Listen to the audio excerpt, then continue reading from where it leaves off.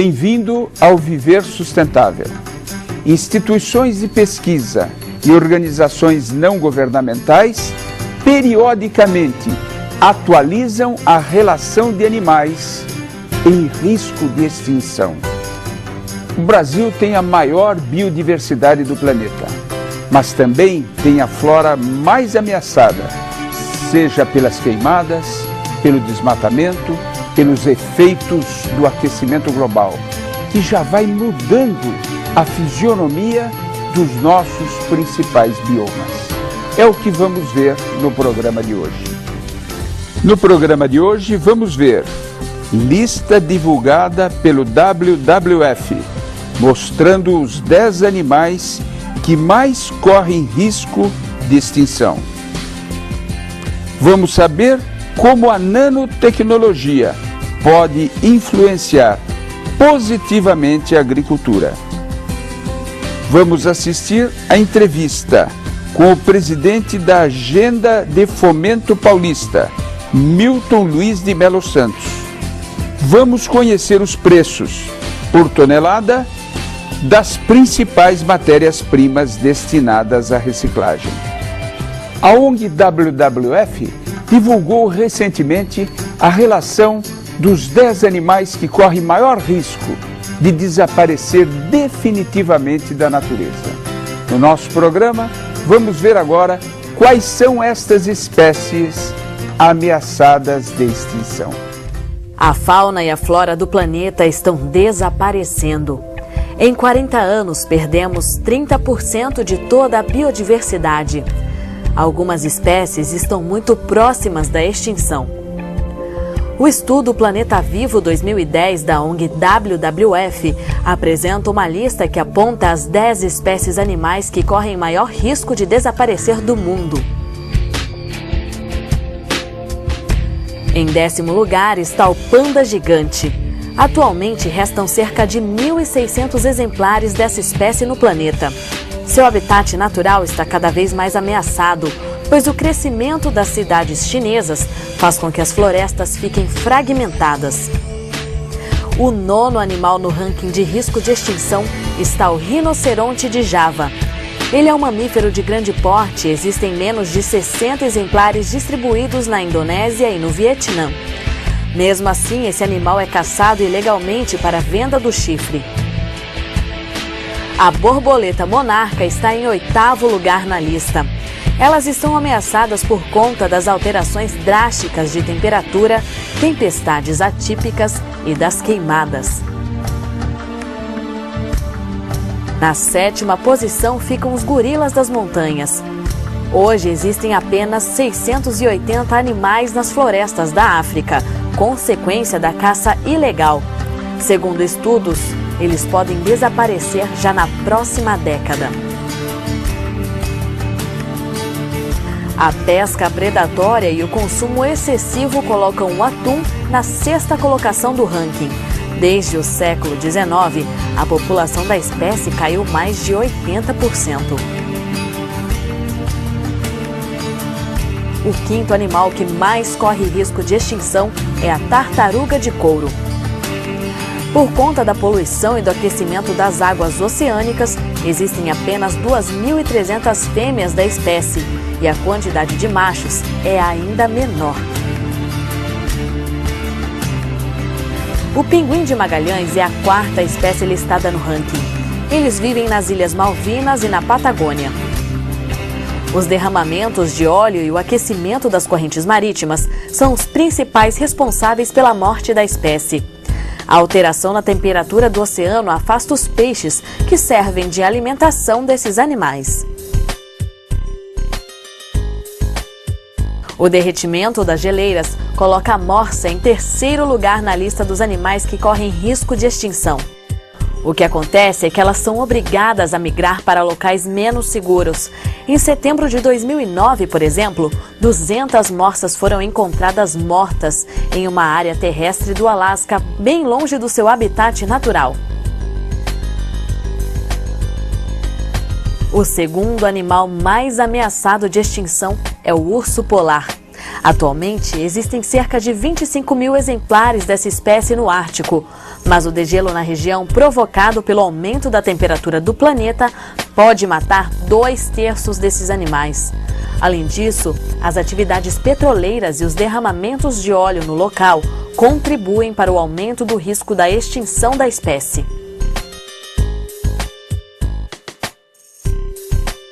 E o animal que mais corre risco de desaparecer para sempre do planeta é o tigre.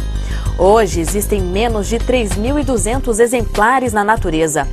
Seu habitat foi destruído pelo homem e esse animal é uma das presas favoritas dos caçadores asiáticos. Para evitar que essas espécies entrem em extinção, precisamos de política de proteção e de conscientização, pois as espécies são a base dos ecossistemas.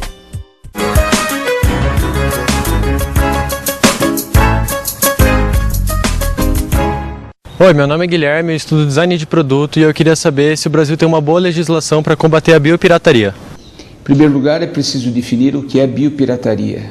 Nós entendemos que a biopirataria tem 3 vertentes. A primeira é o tráfico ilegal de animais silvestres. O segundo, contrabando de madeiras nobres. E o terceiro, o contrabando, o tráfico ilegal de material genético, de DNA de animais e de plantas para separar os princípios ativos e utilizá-los comercialmente. Com relação a essas 3 vertentes, nós podemos dizer, no que se refere ao tráfico de animais silvestres, nós temos uma boa legislação, precisamos aprimorar a questão das penalidades, agilizar as penalidades para que diminua a impunidade.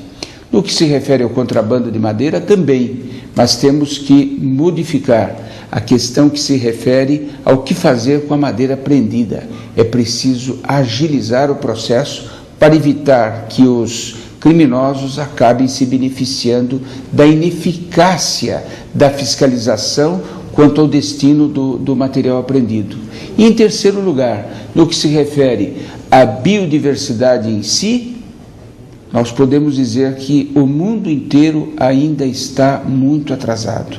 Agora, este ano, em Nagoya, nós acabamos de aprovar o protocolo de Nagoya, que começa a regulamentação da Convenção sobre a Biodiversidade, que foi aprovada em 92, na Rio 92. No próximo bloco, a nanotecnologia a favor da agricultura. Olho vivo, consumidor. Limpe ou troque os filtros de seu ar-condicionado. Um ar-condicionado sujo representa 158 quilos de gás carbônico a mais na atmosfera por ano.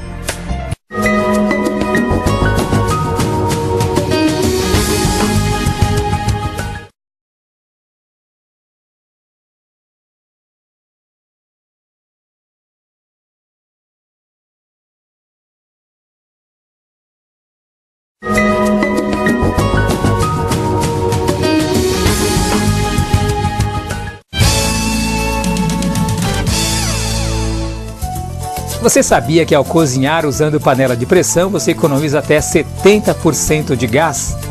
E qualquer alimento como arroz, feijão, legumes, macarrão e carnes podem ser feitas nesse tipo de panela. O Viver Sustentável está de volta. Vamos falar sobre como a nanotecnologia pode trabalhar a favor da agricultura, reduzindo os impactos ambientais. Criar coisas a partir de pequenas partículas, utilizando técnicas e ferramentas que estão sendo desenvolvidas nos dias de hoje para colocar cada átomo e molécula no lugar desejado. É o que chamamos de nanotecnologia. A palavra nano é uma medida de tamanho, como nanômetro é 1/bilionésimo de um metro. Então, nós estamos pensando em coisas que tenham mais ou menos essa escala de tamanho. O que tem essa escala de tamanho, por exemplo, algumas moléculas biológicas, proteínas, o DNA tem esse tamanho, mas algumas partículas inorgânicas do dia a dia, até mesmo fuligem que a gente tem, por exemplo, no ar, pode ter essa escala nanométrica. O que nós estamos querendo é utilizar esse tipo de material muito pequeno em algumas tecnologias práticas. A nanotecnologia é tão nova que ninguém sabe ao certo o que virá dela, mas muitos benefícios surgirão. Cientistas estão experimentando com substâncias a nanoescala para aprender sobre suas propriedades e como seremos capazes de tirar vantagem delas em várias aplicações. O primeiro grande ganho que a nanotecnologia poderá contribuir é no que diz respeito à redução do uso e consumo de fertilizantes. Já foram testadas nanopartículas de fertilizantes que são mais eficientes que os fertilizantes comuns, algo que vai proporcionar menos impacto ambiental. Em termos de agricultura, hoje nós já temos algumas empresas, não são muitas, mas já temos algumas empresas comercializando micronutrientes nanoparticulados. Então, micronutrientes são, por exemplo, o zinco, o magnésio, são elementos que são necessários em agricultura em pequenas quantidades, mas eles são necessários, precisam ser aplicados mesmo que em pequenas quantidades. Nós já sabemos que o uso deles como nanopartícula é mais eficiente do que utilizar nos formatos convencionais e nós já temos algumas empresas já comercializando em grande escala. Mas são muitos os desafios a serem enfrentados pelos cientistas. Universidades e corporações do mundo todo estão estudando rigorosamente como os átomos se encaixam para formar grandes estruturas. Além disso, faltam leis de incentivo para apoiar novas pesquisas e estudos. Algumas dessas tecnologias param por causa de regulamentação, param porque não existe uma lei específica, porque não existe alguma regulamentação específica que permita que ela entre no mercado. A nanotecnologia surgiu para, definitivamente, promover avanços. Uma contribuição capaz de gerar excelentes resultados, proporcionar mais desenvolvimentos, visando um mundo mais sustentável, um mundo cada vez melhor.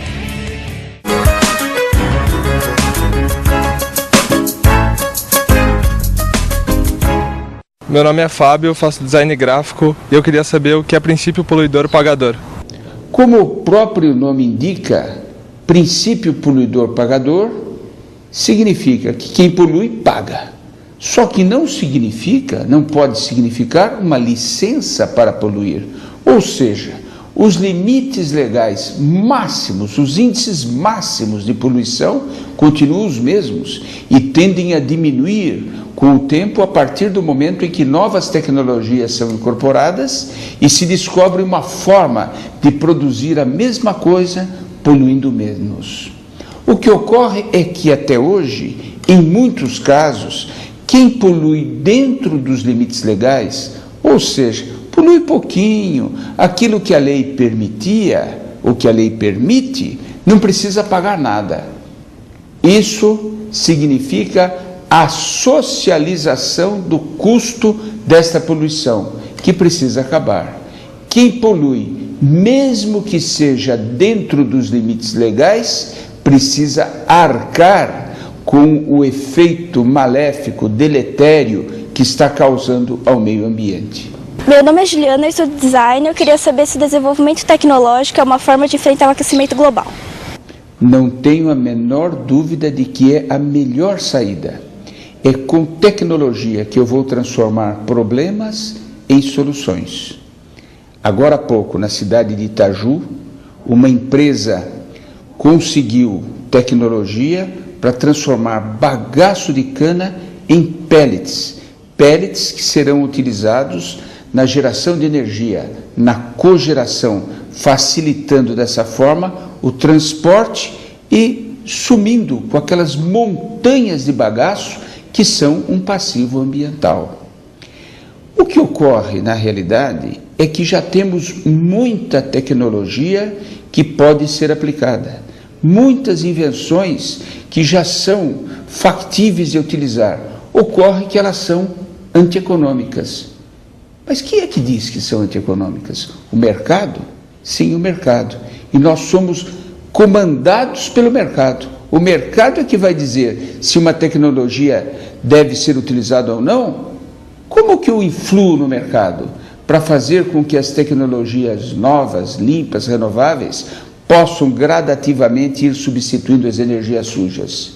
Através de uma intervenção do Estado, de uma reforma tributária ecológica, dando subsídios para as novas tecnologias que ainda não são economicamente viáveis, mas podem vir a ser com esse subsídio e com a sobretaxação, por exemplo, do carbono, a carbon tax, a taxação do carbono, para que elas fiquem relativamente mais caras. E esse recurso arrecadado ajude ao desenvolvimento tecnológico para construirmos uma nova economia descarbonizada, para encerrarmos o mais rapidamente possível essa era carbonária que caracterizou os últimos 200 anos desde a primeira revolução industrial e que hoje nos coloca com o aquecimento global no limiar de uma tragédia.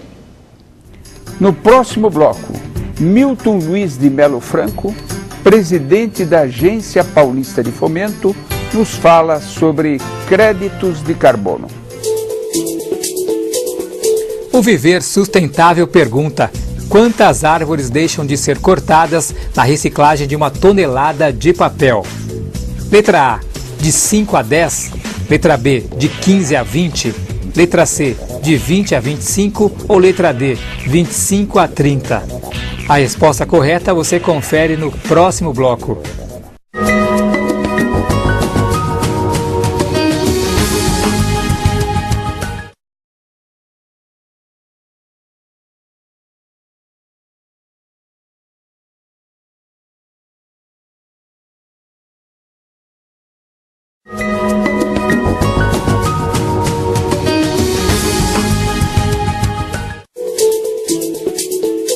No bloco anterior, o Viver Sustentável perguntou quantas árvores deixam de ser cortadas na reciclagem de 1 tonelada de papel. A resposta correta é letra B. Hoje temos um prazer muito especial, receber o Dr. Gabriel Murgel Branco, engenheiro formado pela Politécnica de São Paulo, professor de motores à explosão da Politécnica de São Paulo. Durante mais de 20 anos trabalhou na CETESB, implantou o PROCONV e foi quem iniciou os trabalhos para transformar esse setor da CETESB num centro de referência nacional.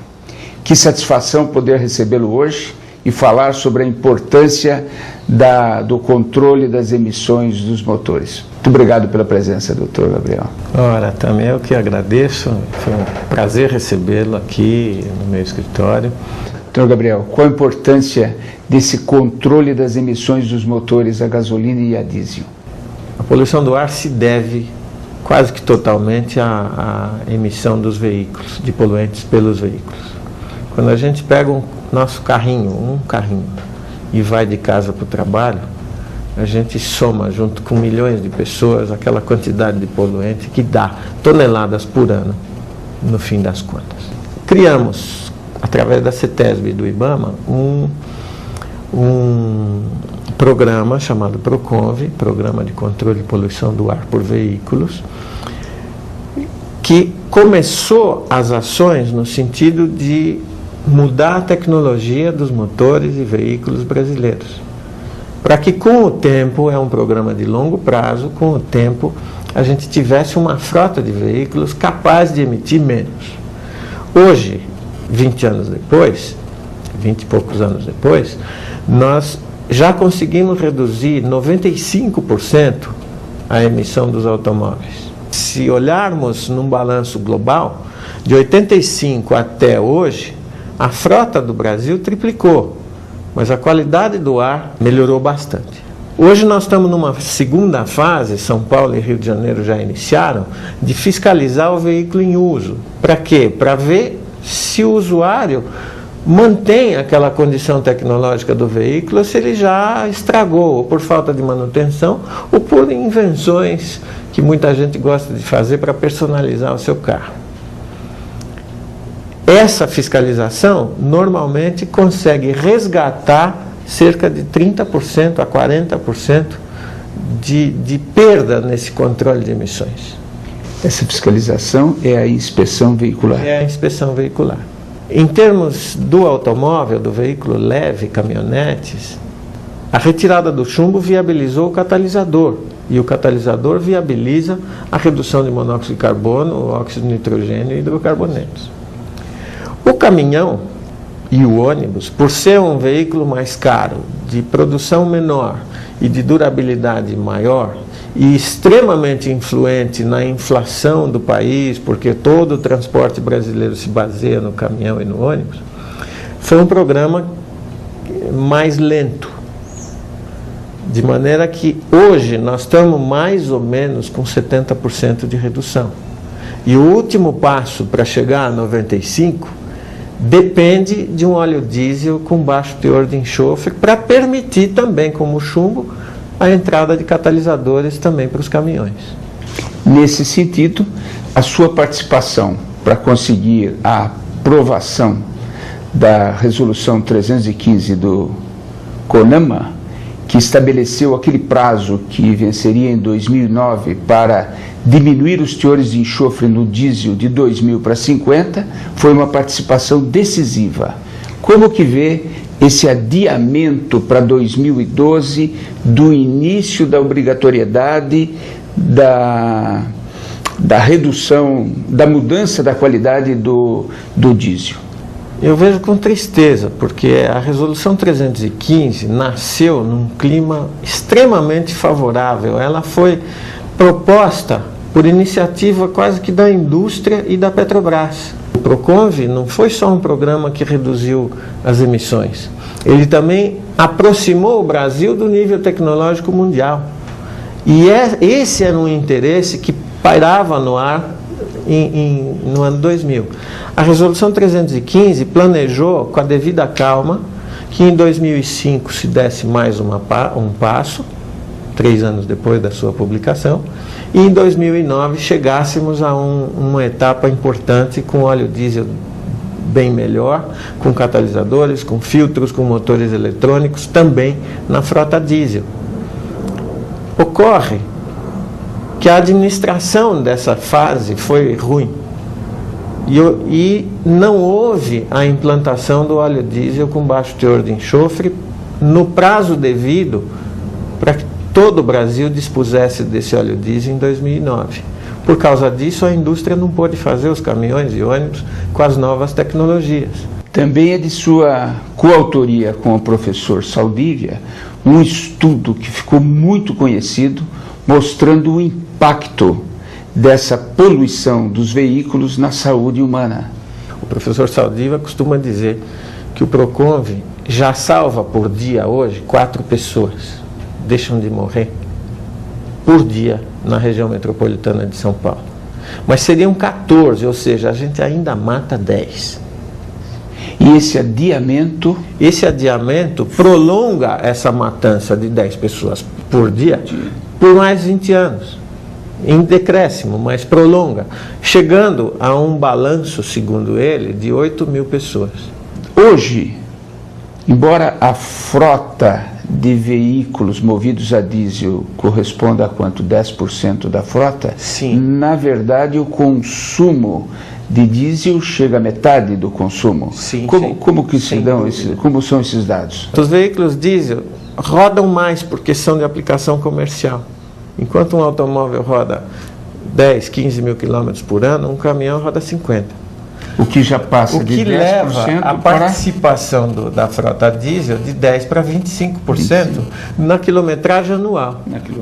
Mas como eles são pesados, veículos grandes, consomem mais.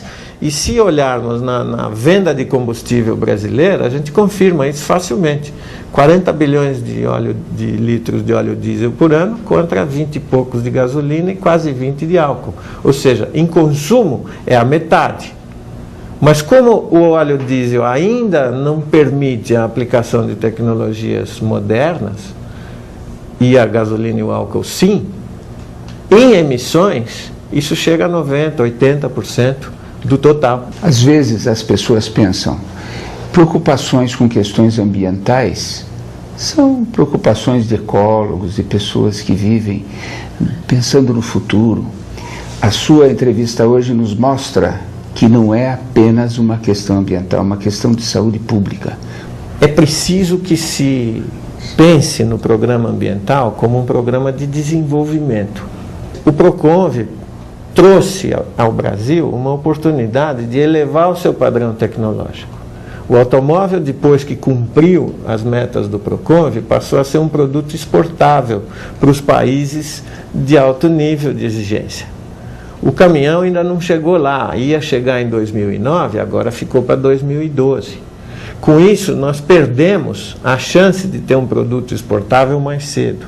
E pior do que isso, muitas empresas que iam investir no Brasil com novas fábricas de produtos modernos, optaram por outros países porque aqui não precisou mais. Nós perdemos de todo lado quando a gente não faz a ação ambiental casada com o desenvolvimento.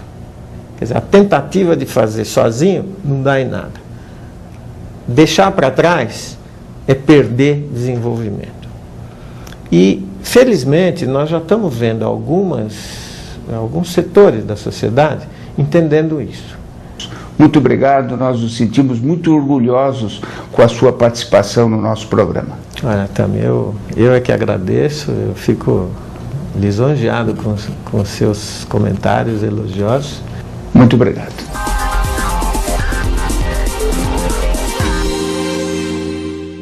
Especialistas revelam que a ação do homem tem contribuído e muito para o aumento da poluição do ar.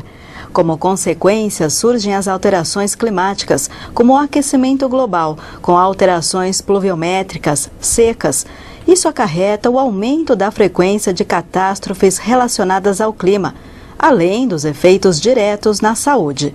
Pesquisas da USP apontam que na cidade de São Paulo, mais de 7.000 pessoas morrem por ano por causa da poluição do ar. São, em média, 19 mortes por dia, que poderiam ser evitadas. Se mantivermos os níveis atuais de emissões e destruição da natureza, esses números tendem a aumentar consideravelmente. Com dados fornecidos pelo SEMPRE, Conselho Empresarial pela Reciclagem, vamos ver como estão os preços por tonelada das principais matérias-primas destinadas à reciclagem. Preço da tonelada do material reciclável para a cidade do Guarujá, estado de São Paulo. Papelão, R$ 180. Latas de aço, R$ 300. Alumínio, R$ 2.400. Plástico rígido, R$ 1.300. PET, R$ 1.400.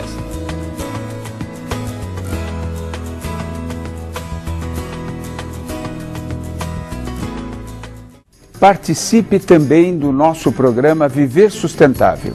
Envie-nos suas sugestões de temas e perguntas para contato@viversustentável.net.